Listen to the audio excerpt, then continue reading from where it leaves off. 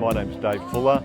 I've sort of got two roles with the club at the moment. I'm the current president of the Melbourne chapter, one of the 40 chapters around the world, but certainly the chapter that's celebrating the 50 years.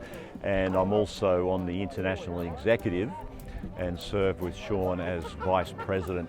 And so we work together, we meet regularly on Zoom, and probably my main contribution has been in policy and in terms of writing papers on various issues. So over my last 3 or 4 years, I've written a history of God Squad and how it interacted with the 1% bike culture, papers on anything from marriage to alcohol, you name it. I've done a fair bit of that sort of work.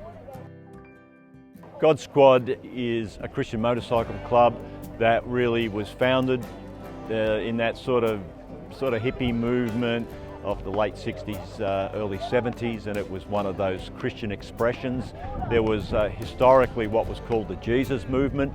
It seemed like a worldwide move of God around the world, and it had many sort of cultural expressions. God Squad was one of those. And John Smith described God Squad as an experiment that worked, as one of the key founding figures. Well, John Smith was really a very conservative, very gifted evangelist, youth evangelist actually. The guys from Sydney met John on the Gold Coast. John was up there to preach at a Youth for Christ conference in the January period. The Sydney people were going through at the same time and managed to meet each other. And then in Melbourne there was another guy, a guy by the name of Eddie Pye, who was a British motorcyclist, stunt rider, had a pretty colourful background, had come to Christ. And he started to get into John's ear and say, you know, getting on a motorbike as an effective way of reaching teenagers. John, you've got to do it. And so John was sort of being leaned on in a couple of ways. So he took up the motorcycle life as well, and then he sort of married that to his gift of preaching and teaching and evangelism. I think there's just a certain power in bringing people together, and we have had COVID disruptions. We would normally meet together annually. Finally, this happens. So I just think getting together, celebrating who we are, renewing friendships, renewing contacts, because Australia's a big country, so you don't get a chance to see each other that often, because we're spread out right down the eastern seaboard from sort of Bundaberg all the way down to Hobart, you know, and Australia, as you know, is a big country. People are happy to see each other. You know, there's some friendships now that go back 30 years. You know, some of us have known each other since we were young and our beards were black and our hair was long. You know, we go back a long way, a lot of history in the relationships here. And, you know, we've struggled and battled together and fought each other at times, but God keeps being faithful to us.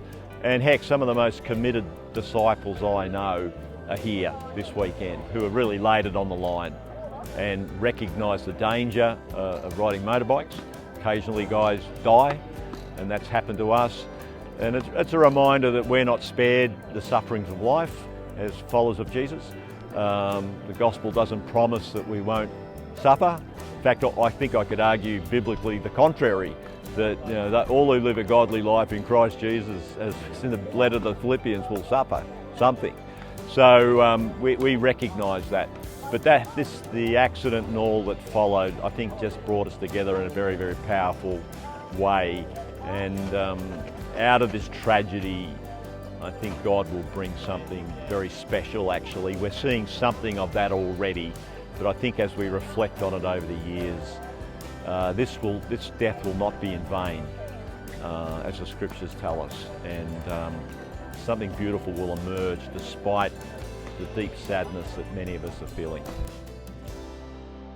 What gives me the most satisfaction in being in God Squad is I have found a place to belong. And I think when you follow Jesus, the second most important thing you've got to sort out after you say yes to Jesus is, who am I going to follow Jesus with? Because you don't follow Jesus alone, you follow Jesus in community with others.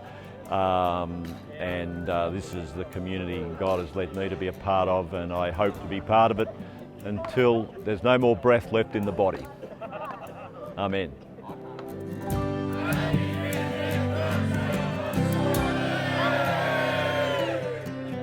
Happy 50th birthday, God Squad.